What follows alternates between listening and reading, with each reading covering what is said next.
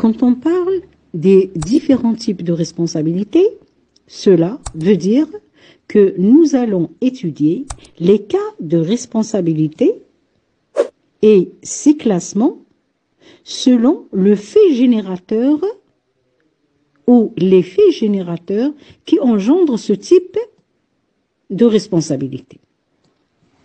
Du fait générateur, c'est-à-dire l'acte qui a causé le dommage, le fait générateur.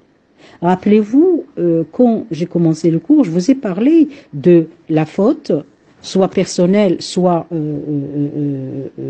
faute personnelle ou fait personnel, et je vous ai dit aussi que à côté de ça, il y a aussi le fait du tiers ou le fait d'autrui, la responsabilité pour fait du tiers ou pour fait d'autrui, ou encore la responsabilité de fait de la chose. Et j'ajoute à cela aussi la responsabilité de fait de l'animal, la responsabilité aussi des bâtiments, la responsabilité des bâtiments en ruine.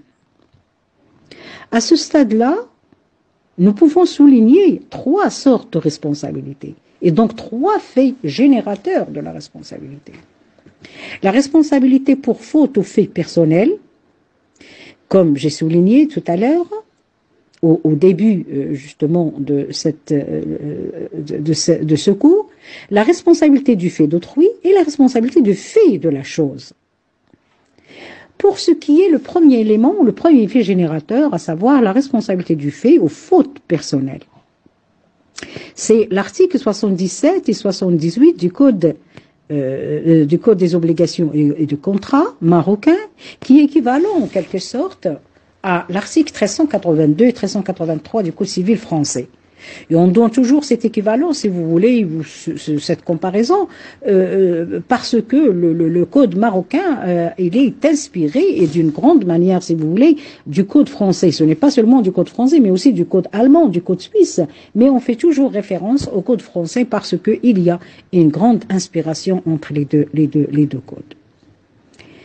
La responsabilité du fait personnel, d'abord, se fonde sur un principe universel, qui est la réparation de dommages. Je l'ai dit dès le début que quand on parle responsabilité civile, l'objectif c'est quoi? C'est la réparation, c'est l'indemnisation et pas la sanction. Certes, on parle d'une faute, mais ce qui est essentiel, c'est l'indemnisation. L'article 77 du DOC, d'arrêt des obligations de contrat, dispose: tout fait quelconque de l'homme qui, sans l'autorité de la loi, cause sciemment et volontairement à autrui un dommage matériel ou moral, oblige son auteur à réparer le dit dommage lorsqu'il est établi que ce fait en est la cause directe. Donc ça, pour ce qui est l'article 77 du Dahir des obligations et de contrats. Il parle du fait, il ne parle pas en ce moment-là de la faute, mais il parle du fait, c'est-à-dire le simple fait de l'homme, d'une personne. Et ce fait, s'il n'est pas autorisé par la loi, c'est-à-dire lorsque je ne suis pas dans un cadre de jouir d'un droit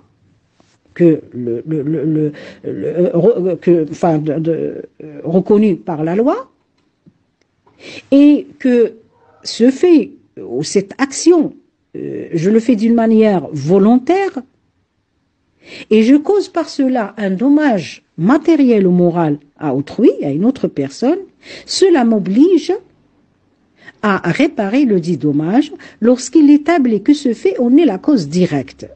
Donc dès maintenant, on comprend déjà dans l'article, c'est l'article 77 qui trace, si vous voulez, les limites de conditions et des éléments de la responsabilité. Un fait générateur de la responsabilité, ici c'est le fait dommageable. Ensuite le dommage, et c'est essentiel le dommage. Et en troisième lieu, un lien de causalité. Et toute stipulation continue, le contenu de l'article 77, toute stipulation contraire est sans effet. Et ça va nous renvoyer par la suite à expliquer, à dire, est-ce que c'est possible de se mettre d'accord pour écarter la responsabilité civile délictuelle? C'est une question très importante et à laquelle je vais répondre dans le chapitre notamment adéquat. Quant à l'article 78 du DOC, d'arrêt des obligations de contrat, cet article fonde la responsabilité sur la faute. Faute, comme je l'ai expliqué au début.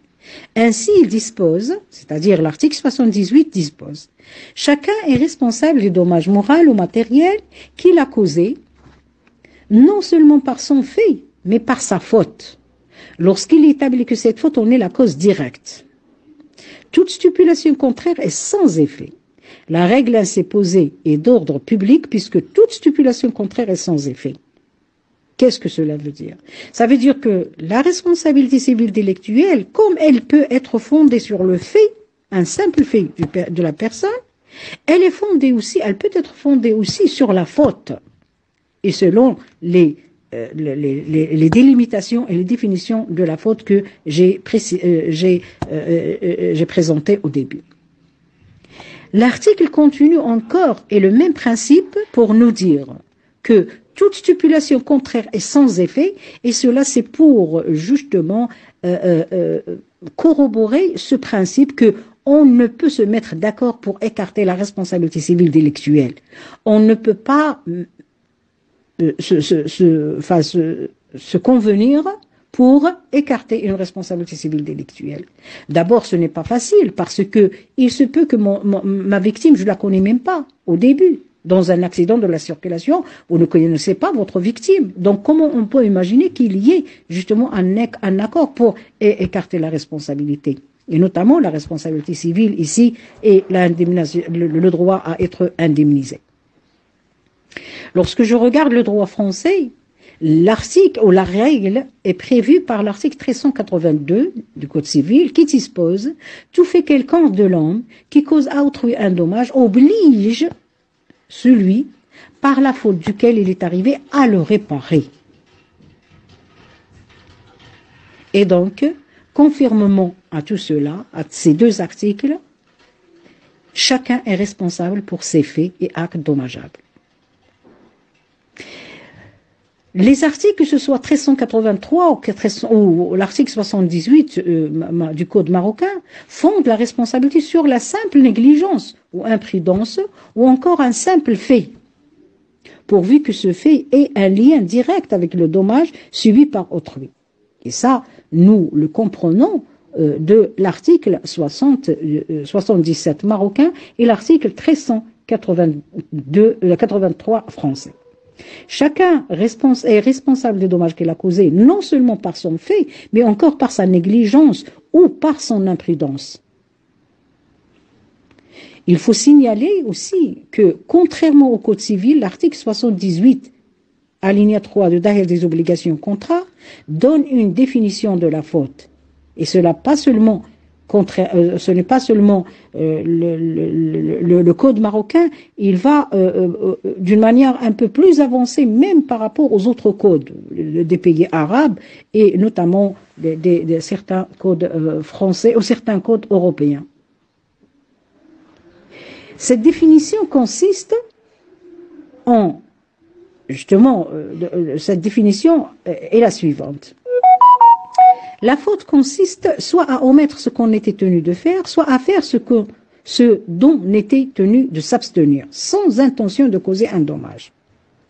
Et donc à partir de cela, et selon l'article 78 de Dahel des obligations de contrat, la faute peut être soit par commission, c'est-à-dire une action positive, physique, exemple, coups et blessures, comme j'ai expliqué.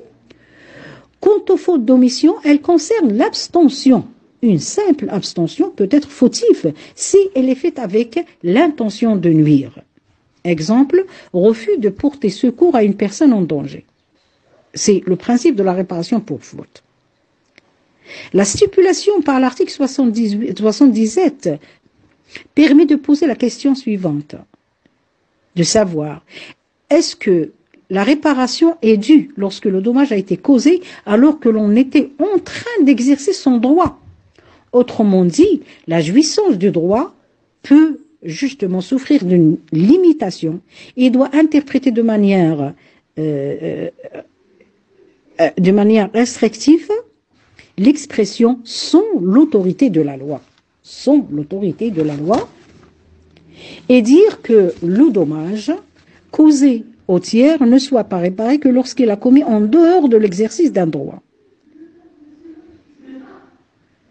Doit-on, en ce moment-là, dans l'exercice de son droit, faire preuve d'une certaine diligence et prudence, ou peut-on exercer son droit abstraction faite de ce genre de précaution? Et là, c'est tout le débat de l'abus de droit et de la conciliation à effectuer entre le principe classique de l'absolutisme et la relativité des droits que rend nécessaire toute vie en société. Le principe de l'article 94 du DOC pose d'abord, en ce sens, la règle de l'absence de responsabilité. C'est-à-dire, selon l'article 94, on n'est pas responsable lorsqu'une personne, sans intention de nuire, a fait ce qu'il avait le droit de faire. C'est-à-dire, il a tout simplement usé de son droit, il a tout simplement joui d'un droit. Cet alinéa exclut comme principe l'abus de droit lorsqu'il n'y a pas intention de nuire et lorsque le dommage a été causé dans l'exercice du droit.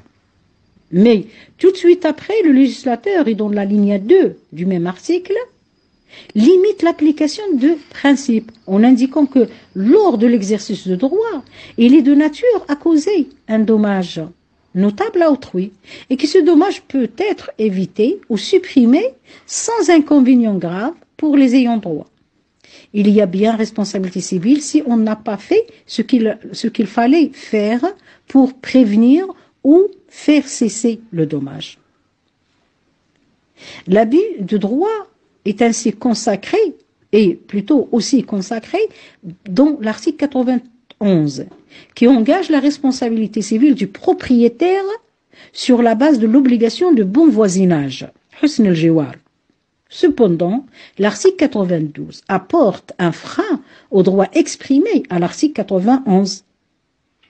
Et donc, si l'article 91 reconnaît au voisin un droit, celui-ci non plus n'est pas absolu et se trouve limité par l'article 92. Il est normal en effet que lorsqu'on a décidé de vivre en société, il faut consentir quelques sacrifices. C'est-à-dire que lorsque j'exerce mon droit et que l'exercice de ce droit peut causer dommage à autrui, en principe, je dois en assumer la responsabilité. Ça, en ce qui concerne la faute ou le fait de personnes, avec quelques exemples en la matière, c'est-à-dire dans le fait générateur, qui est ici la faute ou le fait personnel. Deuxième type de responsabilité, ou plutôt deuxième type de fait générateur, et donc qui engendre un autre type de responsabilité, c'est le fait d'autrui, c'est le fait du tiers. Là, il n'est plus question de la faute personnelle, comme aussi il n'est plus question d'imputer la réparation de dommages à celui qui l'a causé. Le caractère de ce régime propre de droit civil, c'est qu'il va faire supporter la réparation de dommages causés à la victime à une personne qui n'a pas commis l'acte fautif. Et donc, c'est la responsabilité du fait d'autrui. La responsabilité du fait d'autrui. C'est-à-dire, on est responsable de ce que l'autre a fait. Mais cet autre, ce n'est pas n'importe quel autre. Ce sont des personnes énumérées même par le législateur qui sont sous notre garde.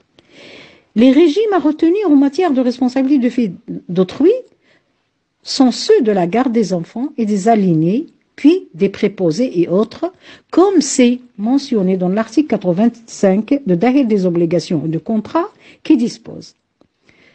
On est responsable non seulement de dommages que l'on cause par son propre fait, mais encore de celui causé par le fait des personnes dont on doit répondre. La loi a prévu, ou le législateur a prévu dans chaque cas, les personnes tenues de l'obligation de garde et a défini les conditions de mise en œuvre de cette responsabilité de la manière suivante. La responsabilité des pères et mères. Et donc, le père et la mère, après le décès du mari, sont responsables du dommage causé par leurs enfants mineurs habitant avec eux. Et donc, de cet article, on souligne cette substitution, si vous voulez, pour fournir une réparation à la victime de dommages, un débiteur qui peut être solvable, le parent, le père ou la mère, à un débiteur insolvable qui est l'enfant. L'enfant est insolvable, khali dima ou faqir dima, il ne peut indemniser le dommage et donc on fait supporter cet engagement d'indemnisation à une autre personne qui a justement qui est solvable, yani mali dima, si on peut dire les choses en langue arabe, solvable. Et le fondement de cette substitution, si vous voulez, elle peut être à caractère théorique. Mais quand même, le législateur a retenu cette substitution et dispose que le père et la mère doivent répondre des actes de leurs enfants mineurs lorsque ces enfants mineurs habitent avec eux et sont sous leur surveillance et autorité parentale. La responsabilité des pères et mères se justifie par la tutelle que ces derniers exercent sur leurs enfants mineurs. La tutelle, comme le dit le législateur marocain, et l'autorité parentale, comme le souligne le Code civil français. Alors, à partir de là, nous pouvons dégager 3 règles. D'abord, le père est en principe qui supporte en premier lieu cette responsabilité parce que c'est lui qui dispose du droit de tutelle. Quant à la mère, sa responsabilité ne commence à courir qu'après le décès du mari. Et cela en se référant bien sûr, comme nous avons vu, au droit de la famille, des droits et obligations qui sont considérés comme des effets du mariage. On a parlé de l'autorité parentale comme effet du mariage et on a parlé justement de cette obligation des parents de protéger et de venir justement aux besoins économiques et moraux de leurs enfants mineurs. Cette responsabilité est basée, comme j'ai souligné avec vous au début, sur une présomption. Mais comme on l'a dit, cette présomption, il s'agit d'une présomption simple, facile à détruire. Et cette présomption cesse lorsque l'enfant atteint l'âge de la majorité. L'article 85, alinéa 2 du DOC.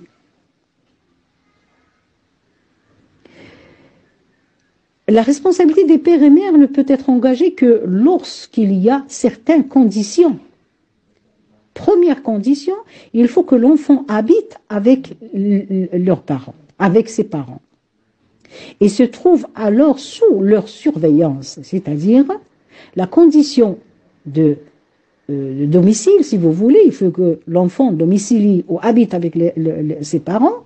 Et deuxième condition, il faut que justement l'enfant soit sous la surveillance des pères et mères. Lorsque le législateur marocain dispose cette condition, mineurs habitant avec eux, ça veut dire que ces mineurs doivent être sous la surveillance de leur père et mère, et non pas le fait de vivre sous le même toit. Le père et la mère, pour refuter leur responsabilité, ou pour s'exonérer de cette responsabilité, doivent prouver que les deux, ou le père ou la mère, prennent soin comme il se doit de leur enfant mineur, c'est-à-dire bien éduqués, bien surveillés, et veillent à leur bonne éducation, et qu'ils ont pris toutes les dispositions nécessaires pour éviter la réalisation de l'acte qui a causé le dommage à la victime. Ils peuvent aussi s'exonérer en donnant la preuve de l'inexistence de lien de causalité, c'est-à-dire ils doivent interrompre ce lien de causalité entre leur faute présumée et l'acte dommageable commis par leur enfant mineur. Et la faute présumée ici des pères et mères, c'est quoi? C'est la faute peut-être dans l'éducation et la faute peut-être aussi dans la surveillance. Et à ce propos, j'ouvre une parenthèse ici pour souligner une orientation de l'école classique de droit, notamment l'école Mazot et le frère Mazot et Chabas, qui disait toujours que n'importe quelle responsabilité, même la responsabilité notamment des pères et mères, la responsabilité pour faire autrui, elle est toujours basée sur une faute quelconque. Et là, ils font allusion à la faute qui consiste en si vous voulez, à ce manquement d'éducation, d'obligation d'éduquer bien son enfant, de surveiller bien son enfant et de garder bien son enfant. Et cette responsabilité des pères et mères ne peut être ou ne peut avoir lieu si les pères et mères ne prouvent qu'ils n'ont pu empêcher le fait qui donne lieu à cette responsabilité. Et en ce moment-là, le père et la mère et les autres parents ou conjoints, c'est-à-dire ceux qui ont la garde, et là je fais toujours référence au droit de la famille, répondent des dommages causés par les insensés. Et autres infirmes d'esprit, même majeurs habitant avec eux, s'ils ne prouvent qu'ils ont exercé sur ces personnes toute la surveillance nécessaire. Et là, il s'agit d'un deuxième, si vous voulez, type de responsabilité pour fait d'autrui ou pour mineur ou insensé qui est sous la surveillance ou sous la garde, soit des pères et de la mère, soit d'autres grands-parents, par exemple, ou encore des conjoints. Et donc là aussi, la responsabilité, elle est fondée sur la surveillance et la garde. Et pour s'exonérer de cette responsabilité, il faut démontrer 3 choses au moins. Première des choses, qu'ils ont exercé sur ces personnes toute la surveillance nécessaire, c'est-à-dire ils n'ont pas manqué à leur engagement de surveillance. Deuxième condition d'exonération, qu'ils ignoraient le caractère dangereux de la maladie de l'insensé. Et donc ça aussi, il faut prouver cela. Comment on peut prouver que les personnes qui ont sous leur garde, ou une personne qui a sous sa garde une personne insensée, c'est-à-dire handicapée mentalement, comment il peut prouver justement qu'il ignorait que la maladie peut être dangereuse à ce point-là et peut pousser la personne justement à commettre cet acte et à causer ce dommage. Et en troisième lieu, troisième condition ici d'exonération, est que l'accident a eu lieu par la faute de celui qui en a été la victime. C'est-à-dire que c'est la victime qui a cherché ce dommage et qui a provoqué, si je peux le dire comme ça, l'action ou la réaction de l'insensé ou de l'handicapé ou du mineur, pourquoi pas, lorsqu'on est devant justement responsabilité des pères et mères pour leurs enfants mineurs habitant avec eux, il faut qu'on prouve aussi en troisième lieu que la victime est si vous voulez, une main, je le mets entre parenthèses, dans la réalisation de dommages. Il a réalisé, il a participé à la réalisation de son dommage. La même règle s'applique à ceux qui se chargent par contrat de l'entretien de la surveillance de ces personnes. Et notamment ici, je fais allusion à l'article 85 bis, ajouté par le Dahir de 4 mai 1942, justement pendant l'évolution de Dahir des obligations et de contrats. Et là, le législateur a mis en question la responsabilité de toute personne qui a justement sous sa garde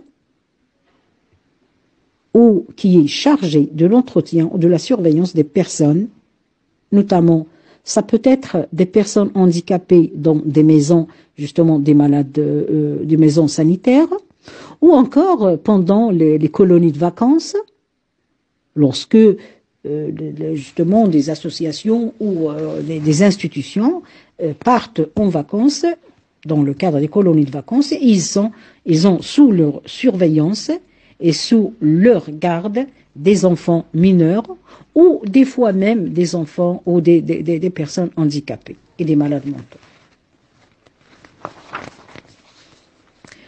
En troisième lieu, toujours dans le cadre de la responsabilité du fait d'autrui, le législateur marocain mentionne ou prévoit la responsabilité des instituteurs, des fonctionnaires de service de la jeunesse et du sport et de l'État. L'article 85 bis dispose: les instituteurs et les fonctionnaires du service de la jeunesse et des sports sont responsables des dommages causés par les enfants et jeunes gens pendant le temps qu'ils sont sous leur surveillance. Les fautes ici et les imprudences ou négligences invoquées contre eux comme ayant causé le fait dommageable devront être prouvées conformément au droit commun par le demandeur, c'est-à-dire par la victime. Et chaque fois que la responsabilité des membres de l'enseignement public et des fonctionnaires de service de la jeunesse sera engagée à la suite ou à l'occasion du fait dommageable commis, soit par l'enfant ou jeunes gens qui leur sont confiés à raison de leur fonction, soit à ces enfants ou jeunes gens dans les mêmes conditions, la responsabilité de l'État sera substituée à celle de ces gens qui ne pourront jamais être mis en cause devant les tribunaux civils par la victime ou ses représentants. Et il en sera ainsi toutes les fois que pendant la scolarité ou en dehors de la scolarité et dans un but d'éducation morale ou physique non interdit par les règlements, les enfants ou jeunes gens confiés ainsi aux dits agents se trouvant sous leur surveillance, une action récursoire pourra être exercée par l'État soit contre les membres de l'enseignement et les fonctionnaires de service de la jeunesse, soit contre les tiers conformément au droit commun. Dont l'action principale, les fonctionnaires contre lesquels l'État pourrait éventuellement exercer son action récursoire ne pourront être entendus comme témoins. Et l'action en responsabilité civile exercée par la victime, ses parents ou ses ayants droit, intentée contre l'État, ainsi responsable de dommages, sera portée devant le tribunal de première instance du lieu où le dommage a été causé. Et la prescription ici de l'action, il en est de 3 ans à partir du jour où le fait dommageable a été commis. At-taqadum.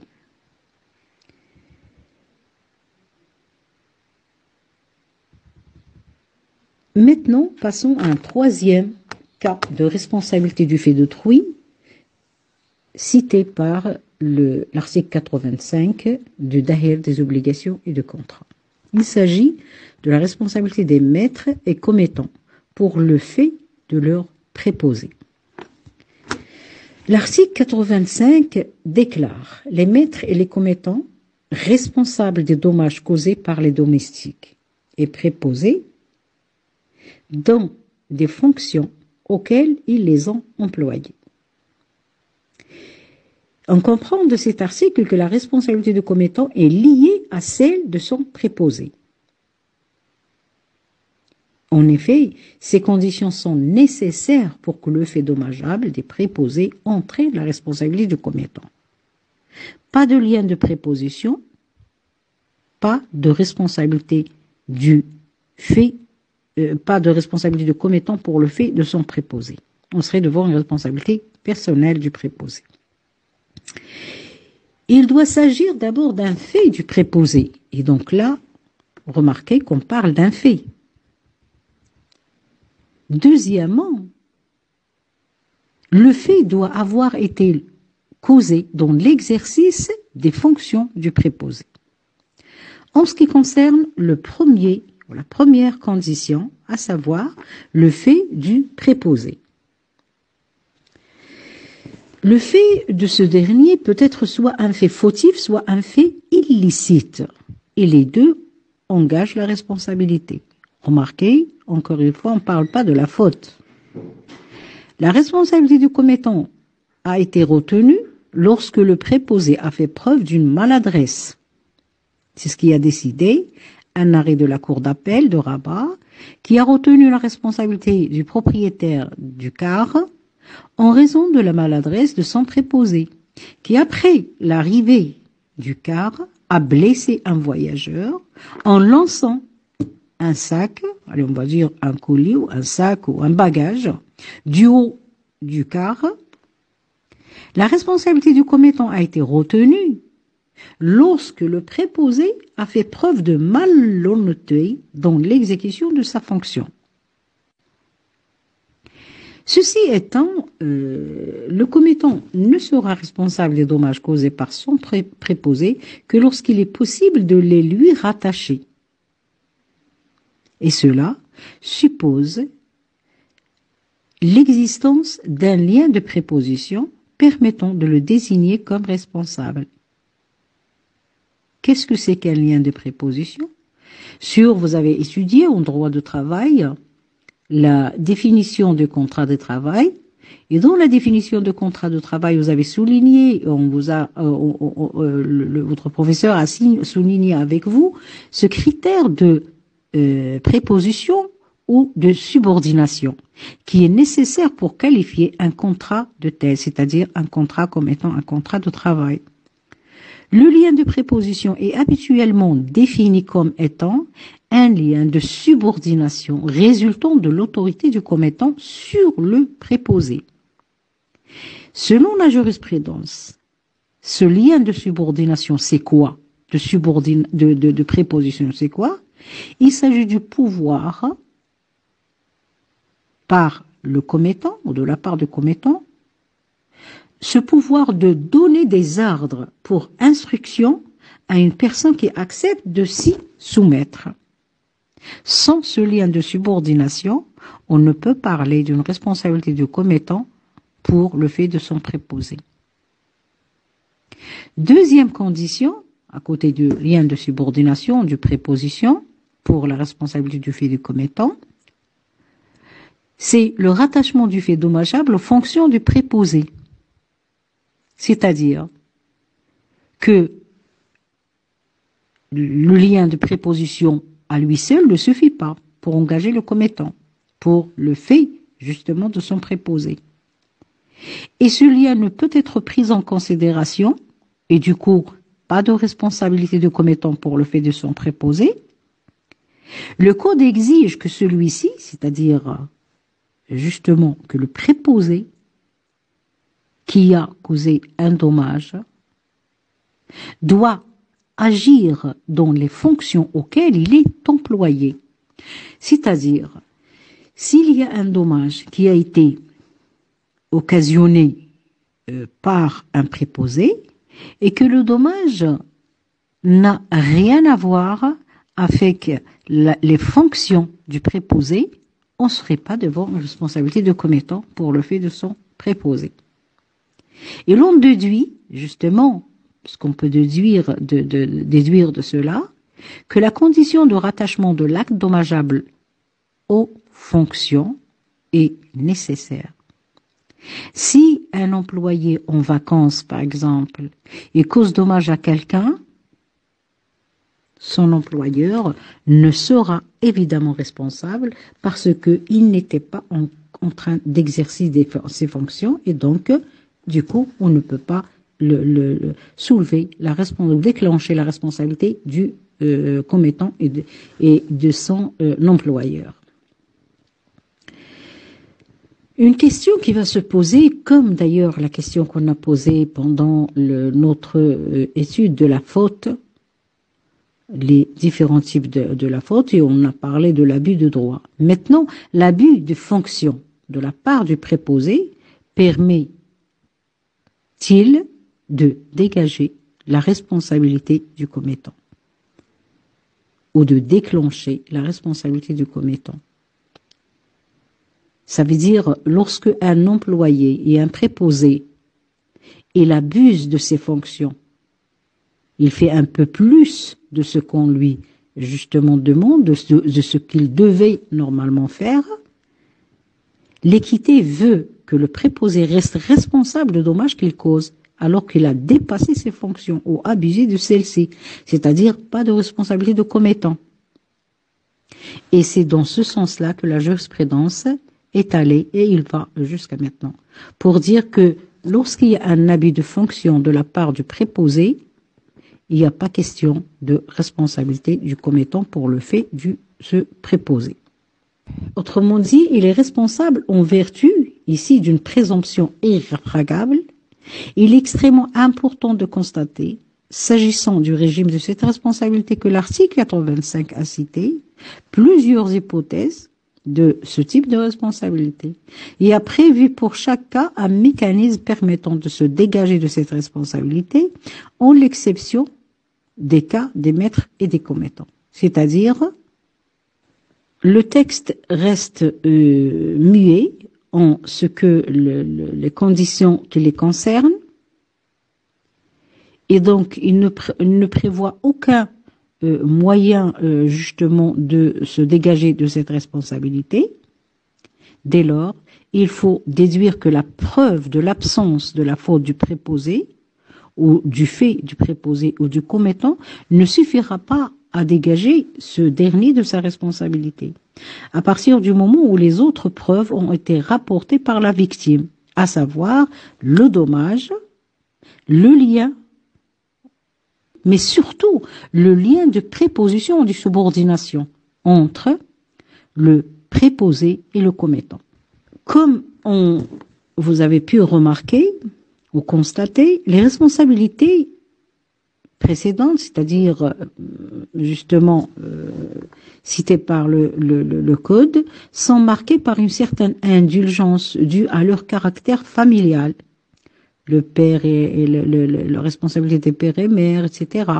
Et cela s'explique par le fait que le gardien ne tire aucun profit de cette situation. Par contre, tel n'est pas le cas pour celui qui emploie une autre personne, donc on ne devra pas s'étonner de la différence de traitement des gardiens dans ce cas. Parce que peut-être, dans le cas de la responsabilité de commettant, ici la responsabilité est fondée et basée surtout sur le risque et le profit. Vous avez tiré profit de travail et de l'exploitation, je mets entre parenthèses exploitation, de cette personne qui est l'employé ou le préposé, et donc vous devez assumer toute responsabilité qui a été occasionnée par le manquement à ses obligations peut-être et ses engagements de diligence et de prudence. Et donc, vous devez être responsable même lorsque justement il n'y a pas une faute bien caractérisée pour lui reprocher. Voilà ce qui est de la responsabilité du fait d'autrui, comme le législateur marocain il l'a bien réglementé dans le Dahir des obligations et de contrats. Passons maintenant au troisième type de responsabilité civile délictuelle, basé sur le troisième fait générateur de la responsabilité, à savoir le fait des choses. En effet, ce n'est pas seulement le fait fautif ou le fait personnel de l'homme qui peut générer sa responsabilité civile, aussi les dommages causés par l'intervention de la chose ou le fait de la chose sous la garde de la personne peut engendrer la responsabilité de ceux qui ont autorité sur cette chose, c'est-à-dire la responsabilité de la personne qui a sous son autorité, sous sa garde, une chose. Il n'y a pas de surprenant dans une société où la plupart des dommages sont causés par l'intermédiaire des choses, indépendamment de toute faute humaine, et leur réparation est ressentie comme juste par la collectivité. Ça veut dire que quand on regarde les dommages causés, il n'y a pas seulement les dommages causés par la faute ou le fait personnel qu'on doit indemniser, mais aussi tout dommage causé par les faits ou l'intervention ou l'implication de la chose qui est sous notre garde. Qu'est-ce que c'est que la responsabilité du fait des choses? Comment s'applique la responsabilité civile du fait des choses? Quand est-ce qu'on est considéré comme responsable pour le fait d'une chose? Lorsqu'une chose est en notre possession, les dommages qu'elle pourrait causer, ils nous sont imputés. La notion de responsabilité civile du fait des choses permet de régler les litiges au sein desquels aucun être humain n'est à l'origine de dommages causés. Il existe un principe général de responsabilité civile pour tous les torts et dommages que l'on pourrait générer à autrui. Ce principe trouve une déclinaison s'agissant des choses que l'on a sous notre garde. En effet, et selon l'article 88 de Dahir des obligations de contrat, on est responsable non seulement de dommages que l'on cause par son propre fait, mais encore de celui qui est causé par le fait de la chose que nous avons sous notre garde. Ainsi, dans le cas où le dommage est causé par la chose, c'est à la personne qui appartient la chose de répondre des dommages causés par cette chose. Il peut s'agir, quand on parle de la chose, il peut s'agir indifféremment d'un meuble ou d'un immeuble. La chose peut être actionnée ou non par la main de l'homme. Elle peut être inerte ou en mouvement. Exemple, on peut être tenu responsable du fait d'un arbre, d'une dune, de rochers se détachant d'une falaise, d'un ascenseur, d'une canalisation, etc. Le fait de la chose soit dangereuse en elle-même ou non ne compte pas dans ce type de responsabilité. Si on veut faire fonctionner cette responsabilité civile du fait des choses, il faut impérativement prouver que la chose est à l'origine matérielle du dommage. Et en ce moment-là, il faut chercher le lien, plutôt prouver le lien de causalité entre la chose en question et le dommage. Mais plusieurs fois, la jurisprudence a pris en considération des présomptions. C'est-à-dire, dès qu'il y a un lien de causalité et un dommage, on présume que à l'origine c'était telle chose parce que il y a d'autres éléments qui nous donnent ou qui donnent justement au magistrat cette conviction et d'utiliser cette présomption. La chose est présumée être la cause génératrice de dommages s'il est établi qu'il a contribué à la réalisation matérielle de celui-ci, notamment lorsqu'il était en contact avec la victime. On peut toutefois contester et refuter cette présomption en démontrant le rôle passif de la chose, justement, de la chose en question.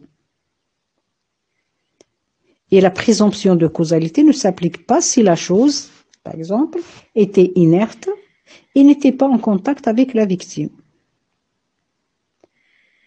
Lorsque la chose était inerte, il convient, pour engager la responsabilité de son gardien, de démontrer sa position anormale ou son vice.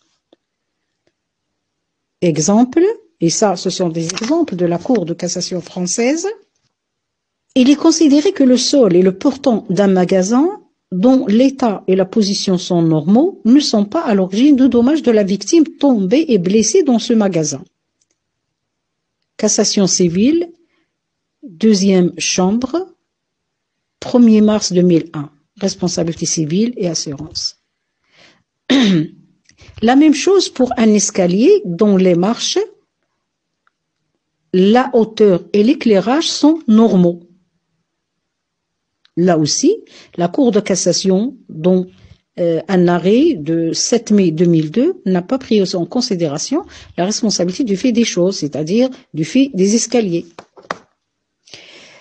Encore une fois, la Cour de cassation a toujours considéré que toutes les entreprises de distribution étaient tenues à l'égard de ses clients à une obligation générale de sécurité de résultat. Ainsi, dès lors qu'un client chutait dans un rayon de magasin, l'exploitant du supermarché devait indemniser le client. Mais dernièrement, les tribunaux viennent de faire un revirement, c'est-à-dire ils sont revenus sur cette orientation, ces décisions de la jurisprudence, en jugeant que l'exploitant d'un magasin n'est pas tenu à une obligation de sécurité de résultat à l'égard de sa clientèle. Et donc, si un client souhaite obtenir un dédommagement de la part du magasin, il doit apporter la preuve que sa chute est due à un objet ou un équipement en mauvais état, ou encore placé dans une position anormale. C'est-à-dire, il faut prouver que il y a justement que le dommage subi par ce client était le résultat d'une situation anormale ou d'une situation viciée. Mais cette responsabilité, bien sûr, elle n'est pas automatique. Il faut qu'il y ait certaines conditions et il faut que, notamment, que ce soit la chose ou encore la garde de la chose répondent à certaines conditions.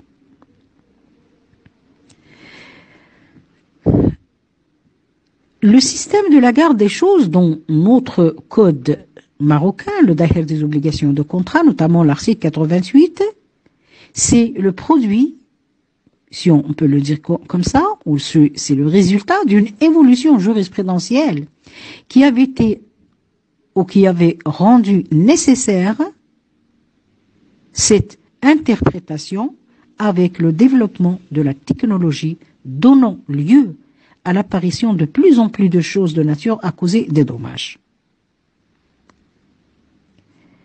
Pour bien comprendre ce fait générateur qui est le fait de la chose comme élément aussi et comme facteur de la responsabilité civile, délictuelle, nous devons faire normalement une précision de la notion même de la garde. Qu'est-ce que nous voulons dire par la garde d'une chose? Et la notion même de la chose avant tout. Qu'est-ce que c'est qu'une chose et c'est quoi cette chose qui peut engendrer ma responsabilité, notamment civile? Et ensuite, on doit préciser quel est le régime juridique de cette garde et quels sont même les moyens d'exonération de ce type de responsabilité. Pour ce qui est la notion de chose, qu'est-ce que nous voulons dire par la chose ou quel type de chose qui peut engendrer cette responsabilité? Est-ce que toute chose est censée justement pouvoir engendrer la responsabilité civile pour le gardien, ou il faut que cette chose réponde aussi à certaines conditions? Le Daher des obligations de contrat, notamment l'article 88, et avant même, c'est-à-dire le code civil français Napoléon, qui l'inspire beaucoup, les deux codes ont employé volontairement le terme chose et d'une manière très vague. Et la jurisprudence aussi y a corroboré si vous voulez, cette évolution et cette interprétation large. Le mot chose regroupe deux éléments hétérogènes. Des objets, mais aussi des liquides, aussi les gaz, la fumée et toute autre chose. Ça peut être une chose, peu importe, est-ce que la chose est en elle-même dangereuse ou pas dangereuse. Et en ce qui concerne notamment ce critère de la chose dangereuse, cette condition qui implique le fait que pour que la chose engendre la responsabilité de son gardien, il faut que la chose en elle-même soit dangereuse. La jurisprudence n'est pas allée dans ce sens. Il y avait quelques décisions dans ce sens, mais c'est-à-dire on ne prenait en question que la responsabilité fondée sur une chose dangereuse par sa nature, mais par la suite, la jurisprudence, notamment, il est allé dans ce deuxième sens, et qui est, ou plutôt dans ce premier sens, qui est la non-distinction où toute chose peut engendrer une responsabilité parce que toute chose est dangereuse de sa nature. Et c'est l'homme qui peut le rendre dangereux ou pas dangereux. Si vous prenez l'exemple même d'une aiguille, si vous prenez l'exemple d'une petite bouteille, si vous l'utilisez pour faire du mal à quelqu'un, ça va devenir dangereuse.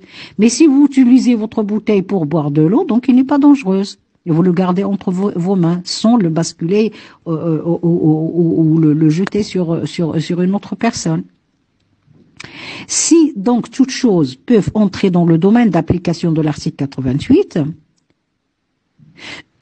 il faut encore préciser une autre chose, c'est que ce n'est pas n'importe quel fait de la chose qui peut être générateur de cette responsabilité. Il faut nous dire, et ça ce sont les interprétations de la jurisprudence, il faut que la chose ait un rôle actif ou était la cause directe de dommages. Toutes ces exceptions évoquent la relation de causalité qu'il est entre la cause et le dommage.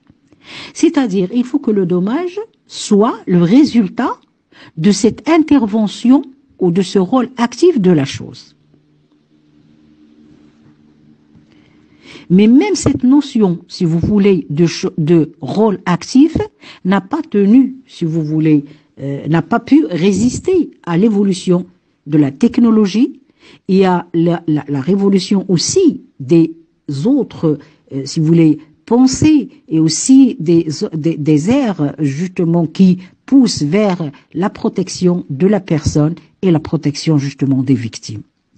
Et c'est pour cela que nous trouvons même dans la responsabilité de fait des choses, et notamment en matière d'accident de la circulation, le fait de la voiture ou du véhicule, on n'exige pas seulement que la chose ait un rôle actif, il se peut que justement la chose ait un rôle passif dans l'accident.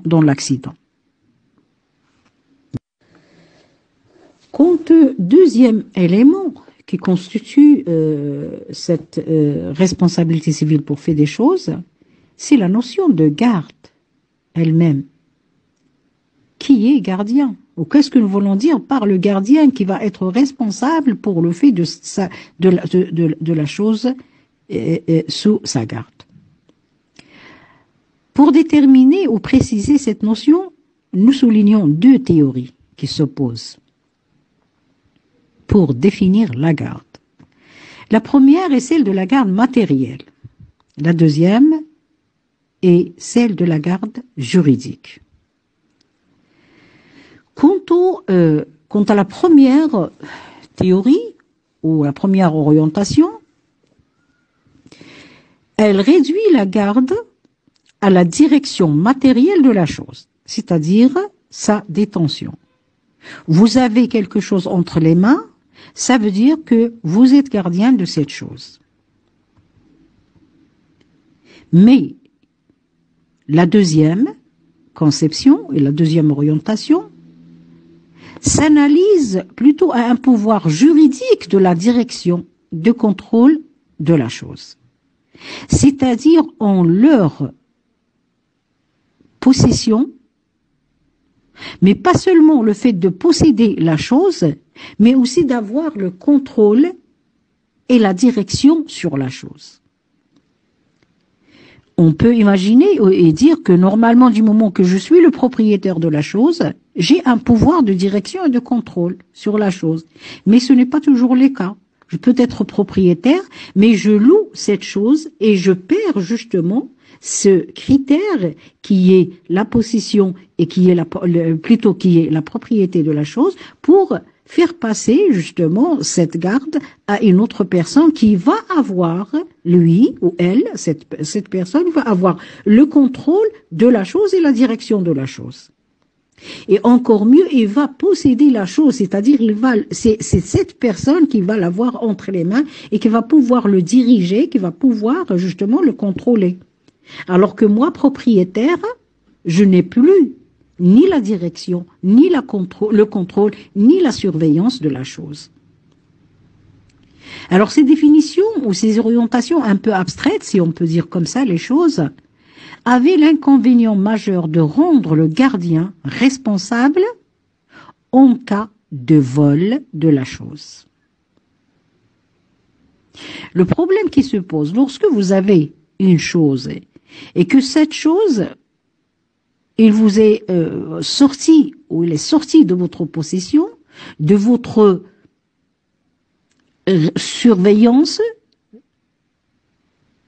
mais en ce moment-là, par vol, est-ce que vous restez toujours gardien ou est-ce que c'est le voleur qui va être gardien, mais le voleur, vous lui avez pas passé volontairement cette chose pour dire que vous avez transféré et la direction et le contrôle et la surveillance de la chose.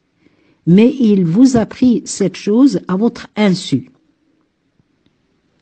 Le problème, il se posait d'une manière beaucoup plus ample en matière d'accidents de la circulation, lorsque, et depuis l'évolution de la jurisprudence en matière d'accidents de la circulation, on a considéré, depuis qu'on a considéré que le véhicule est une chose, et donc on applique l'article 88 de Dahel des obligations de contrat en ce qui concerne les accidents de la circulation, c'est-à-dire responsabilité du fait des choses. La chose ici, c'est le véhicule. Le problème va se poser en ce qui concerne les véhicules volés. Les véhicules qui sont notamment conduits par une autre personne qui n'est pas le propriétaire. Lorsque cette personne, soit elle autorise elle-même la passation de, si vous voulez, de cette chose pour une autre personne, ou on peut toujours prendre à son insu la chose et l'utiliser. La Cour de cassation française, depuis 1942, dans un arrêt très important appelé l'arrêt Franc, a défini la garde comme l'exercice du pouvoir d'usage, de direction et de contrôle.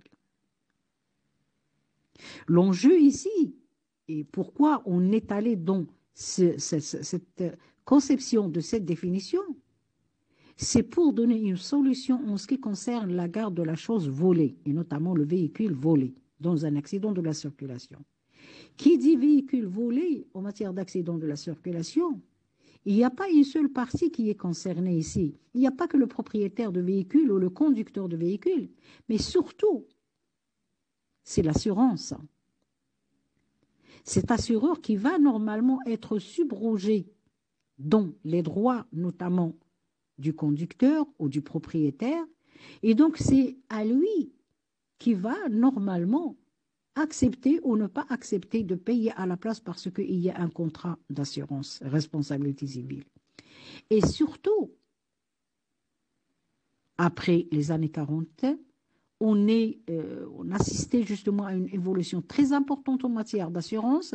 Cette matière d'assurance qui va influencer l'évolution même de la responsabilité et la conception même, que ce soit de la faute ou encore ici, dans notre matière, de la garde. Qui est gardien? En cas, lorsque un véhicule est volé. Et donc, si on dit le propriétaire, il reste gardien, ça veut dire que c'est l'assureur qui va venir à sa place, il va être subrogé à sa place pour indemniser à sa place. Mais si on dit que le vol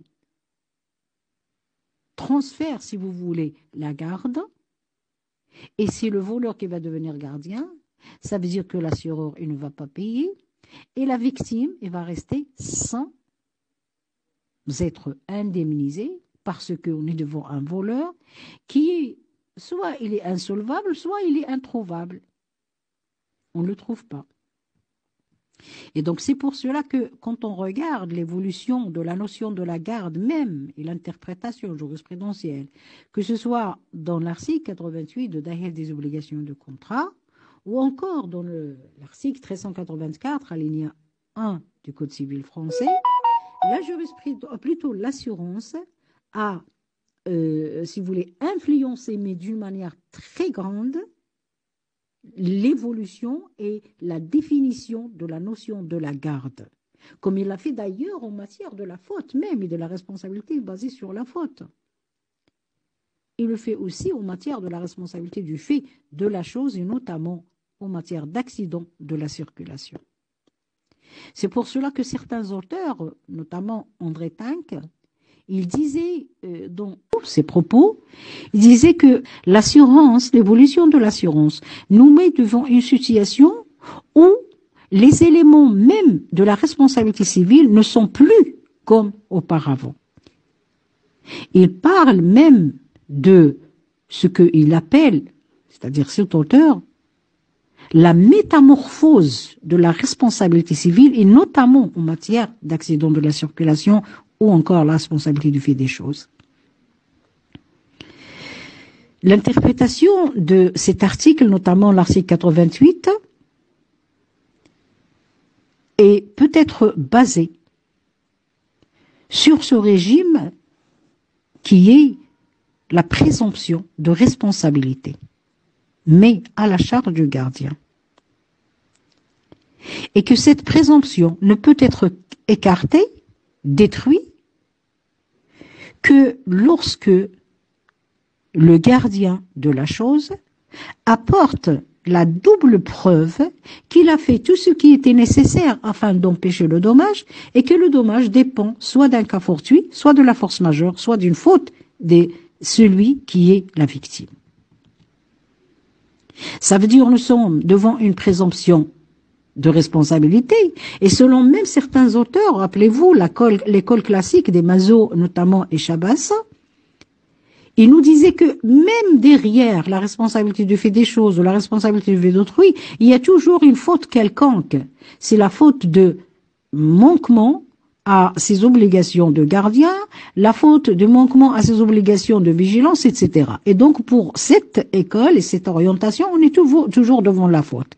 Mais la réalité, c'est que lorsqu'on regarde l'article 88 et on regarde la jurisprudence, la responsabilité ici, c'est une responsabilité objective basée sur une présomption et que cette présomption ne peut être écartée, ne peut être détruite que lorsque le conducteur dans l'accident de la circulation ou le gardien de la chose apporte la preuve ou la double preuve qu'il a fait tout ce qui était nécessaire afin d'empêcher, pas l'accident, mais le dommage, et que le dommage dépend soit d'un cas fortuit, de force majeure, ou encore de la faute de la victime, c'est-à-dire la faute de la personne qui souffre du dommage. Dernier type de responsabilité, toujours basé sur la garde, réglementé par le Dahel des obligations de contrat, c'est la garde des animaux et des bâtiments.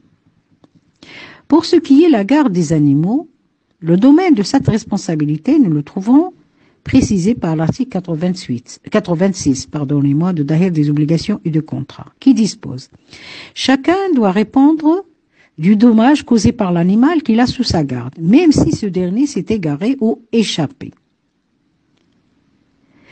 Le domaine de la garde des animaux couvre tous les animaux, peu importe que l'animal soit sous la garde effective de son propriétaire ou qu'il ait échappé à sa maîtrise. Concernant les dommages, il peut s'agir des blessures causées par l'animal, mais aussi d'une maladie contagieuse communiquée par l'animal.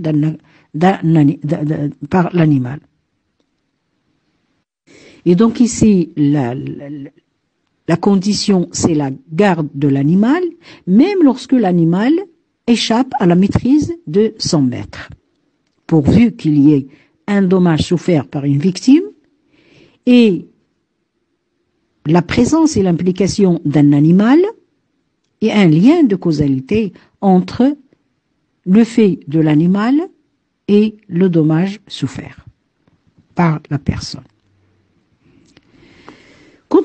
Quant au régime de la responsabilité relative à cet article, qui est 86,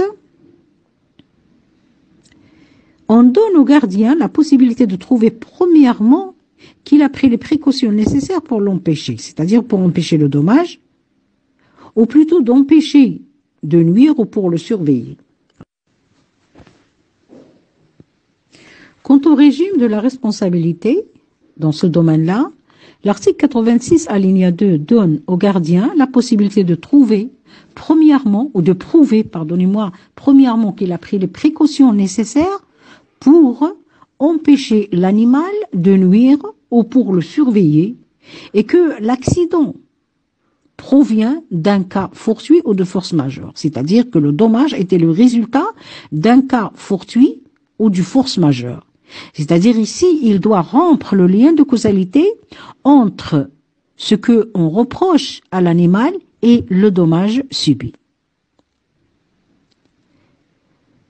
Lorsqu'on rapproche ce régime de l'article 85, on constate qu'on est en réalité en présence de responsabilité d'une faute présumée, la présomption simple, car les preuves exigées pour échapper à la responsabilité se ramènent en réalité à la preuve de l'absence de faute. Et donc, que ce soit la responsabilité des pères et mères ou aussi la responsabilité pour fait de l'animal, le législateur, on comprend du contenu des articles qu'il s'agit d'une présomption simple et facile à détruire lorsqu'on, justement, la personne, l'auteur n'arrive pas à rompre ce lien de causalité entre, justement, le fait dommageable et le dommage. Et si, malgré cela, il arrive à prouver qu'il a fait le nécessaire et qu'il a fait ce qu'il devait faire pour éviter le dommage, qu'il a bien surveillé son animal, que son animal, notamment, elle ne lui échappait pas, c'est-à-dire il n'est pas hors sa maîtrise, et que le dommage était le résultat d'une force majeure ou encore de la faute de la victime elle-même, une personne qui provoque un animal. Et donc ici, pas de responsabilité parce qu'on arrive à justement détruire cette présomption et par la suite détruire ce lien de causalité entre le fait de l'animal et le dommage subi. En ce qui concerne la responsabilité du fait des bâtiments tombant en ruine, notamment l'article 85, 89 et 90 du DOC. L'article 89 dispose que le propriétaire d'un édifice ou autre construction est responsable du dommage causé par son écoulement ou par sa ruine partielle lorsque l'un ou l'autre est arrivé par suite de vétusté, par défaut d'entretien ou par le vice de la construction. Au terme de l'article, le propriétaire est le seul responsable. La victime n'a point à rechercher qui avait la garde de l'édifice. Elle agira contre le propriétaire même si un locataire ou un usufruitier avait la jouissance de l'immeuble. Mais lorsqu'un autre que le propriétaire est tenu de pourvoir à l'entretien de l'édifice, soit en vertu d'un contrat, soit en vertu d'un usufruit ou autre droit réel, c'est cette personne qui est responsable. C'est ce que nous lisons notamment dans l'article 89 alinéa 2. Et donc, encore une fois, on fait allusion maintenant à la faute. C'est-à-dire, puisque vous êtes propriétaire et que vous avez passé ce pouvoir ou cette obligation de surveiller, de contrôler à une autre personne par un contrat, et donc, en même temps, vous passez toutes les charges de la responsabilité à cette personne. Et donc, tout dommage causé par des bâtiments ou par justement un immeuble, un ascenseur ou autre, il passe à la responsabilité de la personne qui est dans l'obligation d'entretenir cet immeuble